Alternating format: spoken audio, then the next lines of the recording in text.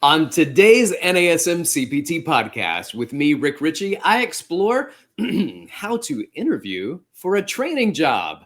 I provide 6 areas of focus with multiple subtopics. I'm going to give you an example. The first one is learn about the gym and the position you're going to be applying for. So learn the gym's corporate mission, vision, and values and try to align your answer to those because that's what they're looking for. Review the job description. Cater your answers to what they are looking for and what they need. Edit your social media so your most scandalous videos and pics are not showing. Befriend some of the trainers at the gym. And that's just a highlight of one of the topics that we discussed today. Make sure you like, follow, subscribe, and leave a 5-star review. Now here's the episode on interviewing for your first personal training job. You're listening to the NASM-CPT Podcast with Rick Richey, winner of the Sharecare Emmy Award for Social Storytelling and the official podcast of the National Academy of Sports Medicine. Hey y'all, and welcome to the NASM-CPT Podcast. My name is Rick Richey, and today, for those of you who are watching on YouTube, I look a little different today, and it is not just the haircut, which I did get over the weekend with me and my son went in together, but I look a little different today, and you don't know this for those listening to the podcast, but you may hear the confidence in my voice today because I am dressed up. I've got a button-up shirt. I got a tie. I am wearing my blazer. I feel sharp today. You know why? Because we're going to go in for an interview for a personal training job today. And I got this question. I'm reaching into the mailbag here, and somebody said, "Hi, Rich." I don't really go by that, but that's totally cool. Considering my first name is Richard and my last name is Richie, that seems the more appropriate name. So I'm going to give it to you. Do you have a podcast episode on how to interview for your first interview at a gym? This is not a big box gym. It's a local gym. I have my first interview next Tuesday, and I'm terrified. Thank you, Shabana. Well, here's the thing. This is a great episode for everyone. So for those of you who are about to turn off the podcast or flip on to something else, it's a great episode for you because even if you are secure in your job, you may want to move on to another job one day. And though the question is about my first time interviewing for a personal training job, it's the same content that if you've trained before and you're going in for a personal training job, there might be some experience that you'll be able to add to it, but this is going to be good for everyone. It's a great episode for those interviewing for a new job. It's great for hiring managers. And especially if you're new to hiring personal trainers and the interviewing process, this may actually help you identify what kind of questions to ask. Now, I'm not proposing questions. I'm just saying that this idea of what we're doing here today is likely to help you in the interview process because as you do this, you might look through and be like, oh, this is some things that Rick said. These are really good ideas that people should be bringing to the interview process.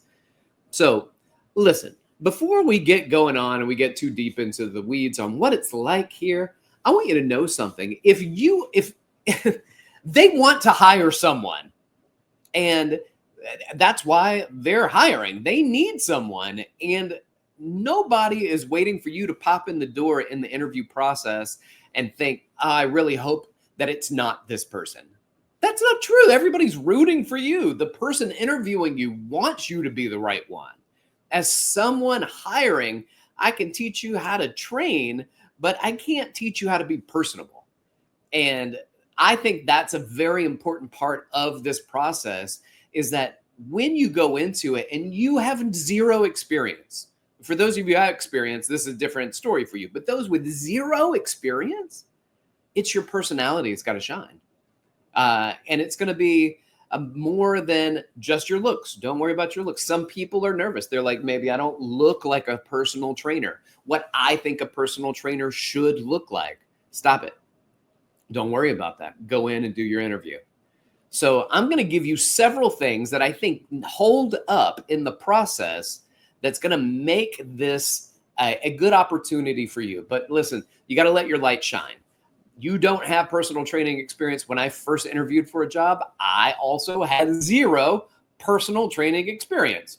So I'm going to tell you just briefly my story, and then I'm going to get into some other things that I think will be good for you. So I went in for my first personal training job at a corporate gym, and they probably had nearly 200 gyms at the time in the Northeast. And I go in for an interview, and I meet the person. And those of you who've listened to the podcast for a long time, you've heard this story before. And I go in and I meet the guy, and we have a great conversation. It's back and forth. We laugh. We're getting to know each other. It's very personal. And brother, I let my lights shine so bright.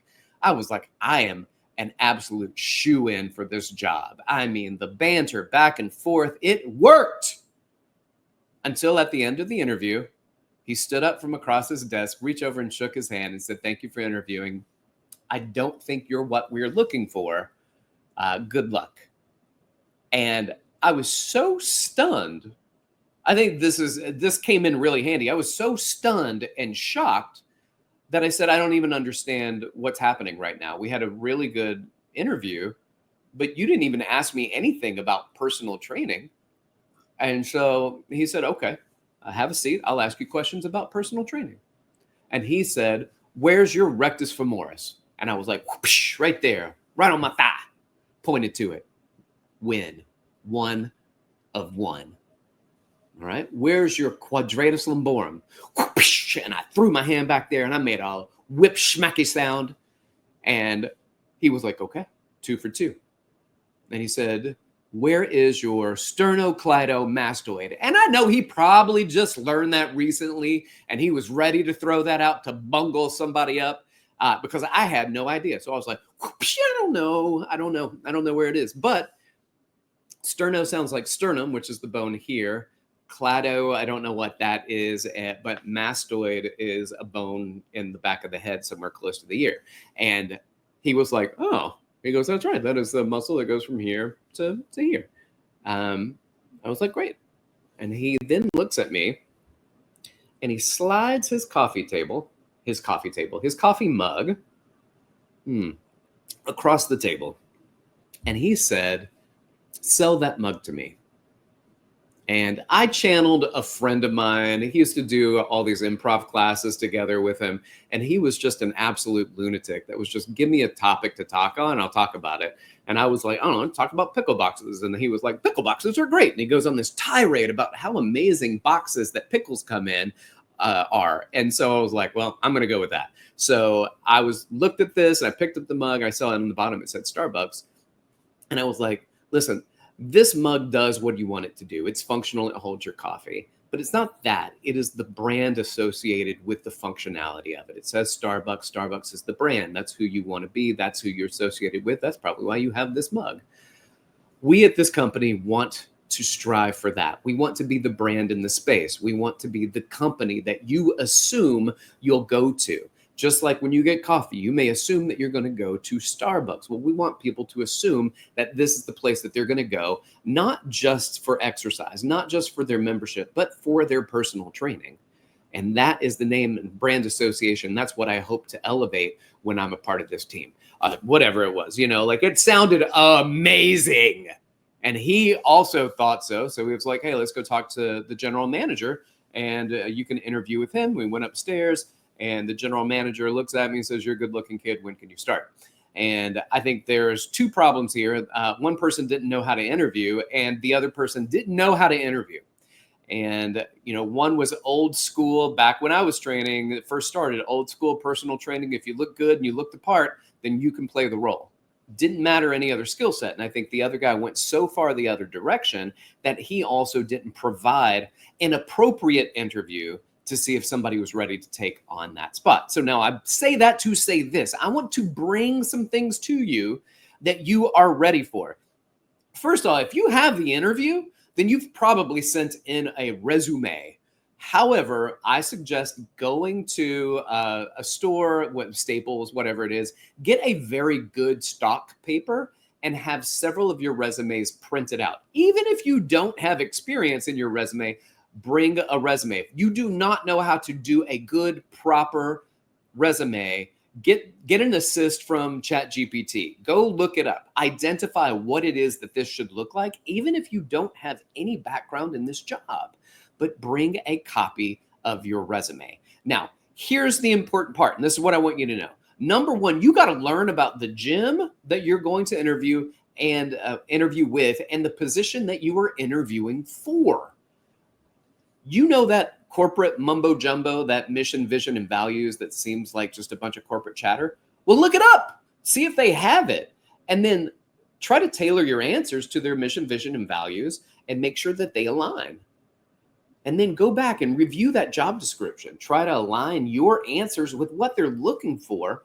Because if they're looking to fill a role and they're telling you what they want, then find out what they want and tell them what you can provide that's not fabricated, that allows you to fill that role appropriately.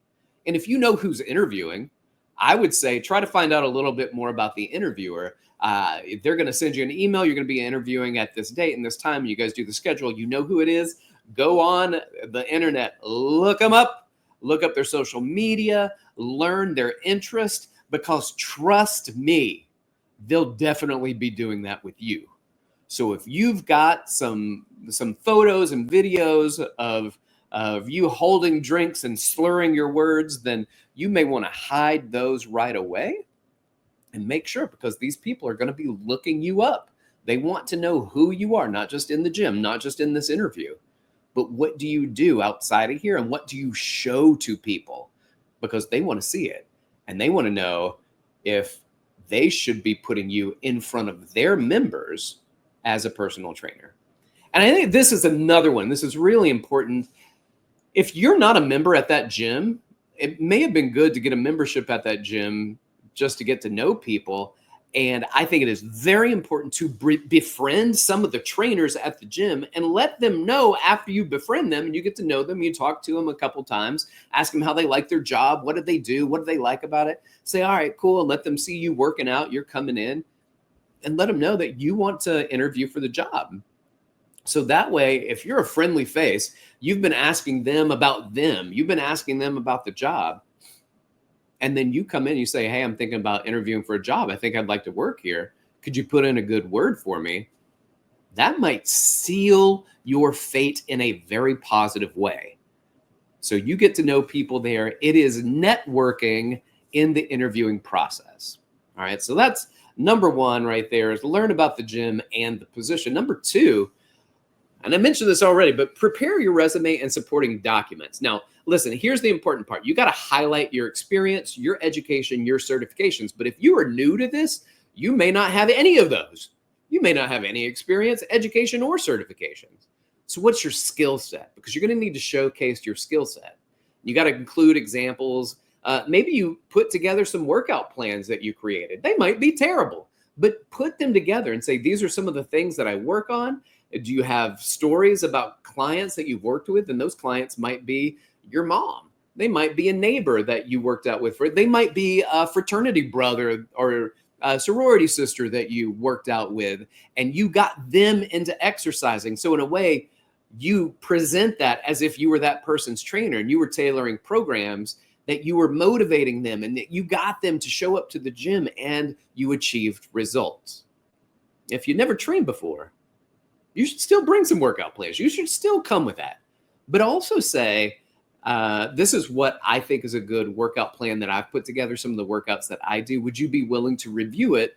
Give me your feedback on it, because if it's not what you're looking for, I'd like to learn what you know and learn from you, because one of the things I want to do is not just help people get fitter and healthier, but I want to learn how to do it better in the process.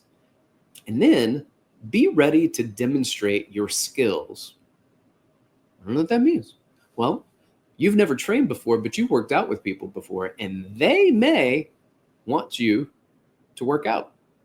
So you may see me right now, and I'm wearing my suit. One of the great things when you walk in the door and it doesn't have to be a suit. It could be a nice polo. I've got my full suit on and a Windsor. I didn't even go half Windsor on my knot. I went full Windsor with a nice little dimple in the middle. That shifted over to the side. I mean, I'm trying to look sharp for this. But come in with your bag and say, here's a bag with my workout clothes. So I'm dressed like this for the interview, but if you need me to change clothes and coach working out, things like that, I brought that with me. And here is my resume. And you hand them the resume, shake their hand, talk to them, and thank them for the opportunity. When they offer you a place to sit, have a seat, and then you get into it. Now, here's the thing. At a client that I trained this morning, and she is a personal trainer. She is also a client. She trains with me 2 times a week, but she's been a personal trainer for the last 25 years. She's been a gym owner in New York City. She trains with me. And she said, what are you talking about in your podcast today? And I said, the interviewing process. And she was like what? And I told her, that I was going to wear a suit and come in with my clothes ready on the side in case we wanted to work out. And she just looked at me and she goes, if somebody came into me when I owned a gym and they wore a very nice clothes, like proper business attire for an interview, but they also told me that they had a bag with their workout clothes ready in case I wanted to show them, you wanted to see coaching and things like that, or working out and technique and stuff. I don't know if I'd hire them on the spot, but I would certainly move that person top of the list. They've come in, they gave a resume, and they told me that they have workout clothes while they come dressed sharp as a tack. That person might be getting a job. Don't be scared. You might be getting a job. Just come in a little more prepared and a little more professional than other people who are going, it's just a gym. You don't treat it like it's a gym. You treat it like it's a job, like it's a profession. But come prepared for the other part of the profession, which is gym attire. All right. This episode of the NASM-CPT Podcast is brought to you by NASM One, the membership for trainers and coaches. Members enjoy unlimited access to hundreds of career resources. Get the Edge app to schedule and program clients. Enjoy half off all certifications and specializations, access to free CEUs, and more. All of this for just $35 a month. Go to nasm.org/membership to learn more about NASM One. All right, now is going to come the interview process, and there are going to be questions that get asked. Your job here is to anticipate what some of those questions are going to be. You're coming in for a training program, right? So you're going to be a personal trainer. Expect some questions about maybe some anatomy, some physiology, some exercise science, some program design, maybe nutrition, maybe not, but maybe all of those things. Now, I never really dug into those things because I ask a lot of questions about what your purpose is. What is your goal? What do you want to do as a personal trainer? What makes you think that you are good for this job? But you have to have, because there's always a question that you have to be prepared for, because it always comes up, what are your strengths and what are your weaknesses? And I always hated answering that question. And I think I kind of did a dual answer with that, where I would say, I can be pretty picky about how I go about doing things. And that can also be a weakness because maybe I close myself off to some other education, some other experiences that allow me to see things in a perspective that I don't see, because I believe that certain ways that I develop and put down programs are good, are great, but other people may have other ways to do it that work better for certain clients. And I'd like to try to be more open to that. Now, don't use that. Don't be like, thanks, Rick, that's what I'll do, right? So I think you want to make sure that your strengths are pertinent to the job. Your strengths need to be pertinent to the job. So if you think you're good at program design, like I just said, then great, program design, talk about it. However, if you're new and you want to express that you've done on your own, that you want to learn about personal training, but you would love this job. So take what you've learned in a book that you've read about fitness, what you've learned from other trainers, and say that you want to be able to help people change their fitness levels. That's great. That's great. But they're going to ask you questions about what are some of your weaknesses, that all of that. You want to get better at it. I'm not new at it. I'm not good at it. I'm new. Help me get better at it. I have book knowledge to some degree, but I don't have practical application. Or make it something that has nothing or it has limited crossover, your weakness, limited crossover to this.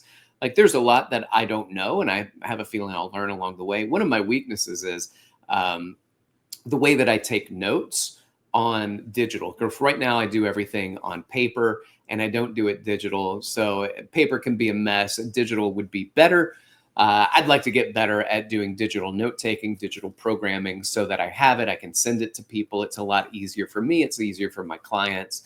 That's a made up story I just came up with. But what I'm saying is make it kind of not the most pertinent to the job, but also identify it as a weakness. Because you don't want to be like, hey, here are my weaknesses, and everything that's a weakness is the job title we're hiring for, the job description we're hiring for. And now everything that you're weak at is what I'm trying to have filled in the job, then I'm not going to hire you. You might be very personable, and I can take you with personality and go a long way with you, but you can't have weaknesses in everything that I'm hiring for. So find out what those are. What's the job description, and then cater some of your answers to fit that. All right. So let's go into some other things. I think you need to be prepared also in this process. Remember, anticipate questions. So be prepared to discuss experience with sales, with marketing, with client retention, with attracting clients and retaining clients. Rick, these are things I've never thought of. In fact, I didn't even know that I'd have to get my own clients. I thought they just give you clients. Woo! I don't know many gyms that set trainers up with clients. Now, obviously, if people come in and say, I'm looking for personal training, but a lot of your job is throwing you out into that great big ocean of a gym, giving you leads that you have to close. And a lot of times those are through introductory sessions, orientation sessions, complimentary sessions, where you call people who have just signed up and ask them if they'd be interested in doing this orientation session with a personal trainer. And that is your opportunity to show who you are, to showcase your skill set, to go into that idea of sales. The sales process is just the process of meeting people and talking to people. Client retention should be as simple as, if I do my job well and my job is more valuable than the price they're paying for it, they're going to keep coming back. So the best I can do is follow up, stay in contact with them. Don't just shut off after the session. Ask them if they need anything and create value. The more value I create, the less difficult it is for them to spend money. These are all great answers. These are great answers. But then what I want you to do is practice these things out loud, because you're going to have a great idea of what they're supposed to sound like. And then they're going to ask the question and you're going to be like, well, that's because I thought, well, say, and you're going to be like, how did I blow that interview? I had all these great answers that I wanted to say, but you didn't practice it out loud. And so when you started speaking, you're like, my voice sounds crazy. And the more crazy your voice sounds, the more crazy your voice sounds. Practice them out loud. Have questions ready for the interviewer. One job I interviewed for, the gentleman asked me a question, and this is the question he asked me about 15 minutes into the interview. He said, are you interviewing me for this job, or am I interviewing you? And the truth was yes to both of those questions, because I wanted to make sure that this company was a good fit for me too. I was already training. I had a background in training. I had multiple certifications when I was training. I think I probably had a graduate degree already. And so I'm a pretty good catch. I'm personable. Here's what the thing is. I don't know if your gym is what I'm looking for. So I wanted to make sure that I was asking questions to make sure that that job, that the support system, that all of the things that I needed from a gym was there. And by support system, I don't mean, are you giving me clients? I did not need that. What I needed to know is that if I had questions with a client, could they help out? If I needed support in any way, could you help me out? If I was looking for education, do you have partnerships with continuing education companies for discounts? Do you work with certain companies? Do you like your trainers to have certain education? Let me work with them and let me get that certification so I can be better in this gym and I can be more educated for my clients. Is that support structure there? And show your interest, whatever they have going on. They'll say, oh yeah, we do USA weightlifting. They're like, great. Well, you have zero desire in weightlifting. You do today, buddy. Today, you're like, I just really like to focus on Pilates. But I think learning a USA weightlifting certification would actually be really helpful for me to better understand more of the gym aspect. That's it. That's it. You're ready. You're ready. All right. Moving on. I've talked about it. This is number 4. Let me go through the things that I've talked about enumerated. Number 1, learn more about the gym and the position you're applying for. Number 2, prepare your resume and supporting documents. Number 3, anticipate and practice out loud common questions and your answers. And then number 4, and I have one more after that. Number 4 is dress the part, which we talked about. Business professional, bring athletic attire in case they want to have you guide them through exercises. And also, when you go into that, avoid overly revealing and unprofessional attire. I get it. You may have some assets that you want the interviewer to see. They can use their imagination if that's the case, because if you come in and this is a real family business and you're dressed in a not so professional way, overly revealing way, then that's probably not going to go well for certain types of gyms. For other types of gyms, it may go well, but I still would not do that in the interview process. And then my last thing, number 5, is things to think about during the interview. Number 1, arrive on time and be prepared. Or as my dad used to say, early is on time and on time is late. So make sure you get there as early as you can. I would say 15 minutes, 10 minutes. Don't leave anything for chance. There could be problems with the subways here in New York. If you have public transportation, there's always shenanigans. If you're, there could be road work that's taking place. Also, make sure you have the contact information of the person and just let them know, hey, I'm stuck on I-95. I'm 75 in Atlanta. They'll understand. They know what that's like, but they'll also know that you should have known what it was like and you should have left earlier. But make sure you call if you're going to be late. Be engaging.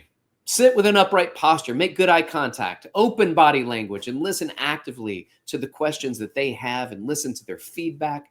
But I'm going to tell you what, right now, if somebody comes in with the most experience in the world and they slouch in their chair and they cross their arms and they are not making good eye contact, and then somebody comes in with zero experience, but they are upright, they're making good eye contact, they're open with their posture, they're leaning in towards me, I'm going to tell you right now, that person with the most experience has got an uphill battle because I can train that person how to be a personal trainer. I don't think I can train you how to be engaging.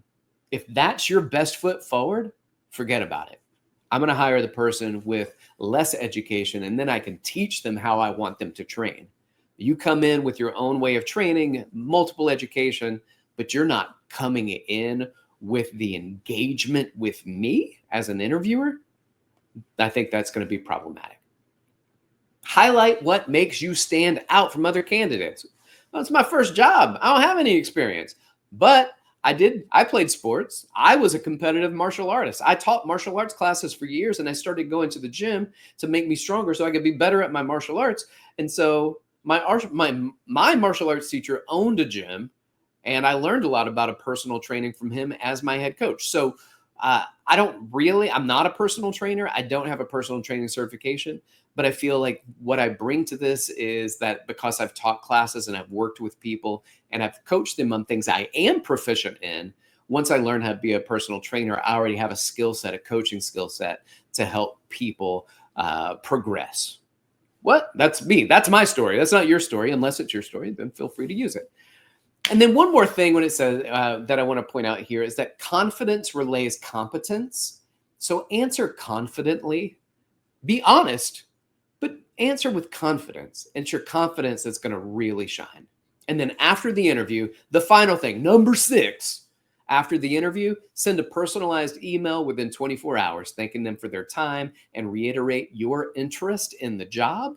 Think of this as a professional thank you note. Write them a thank you note.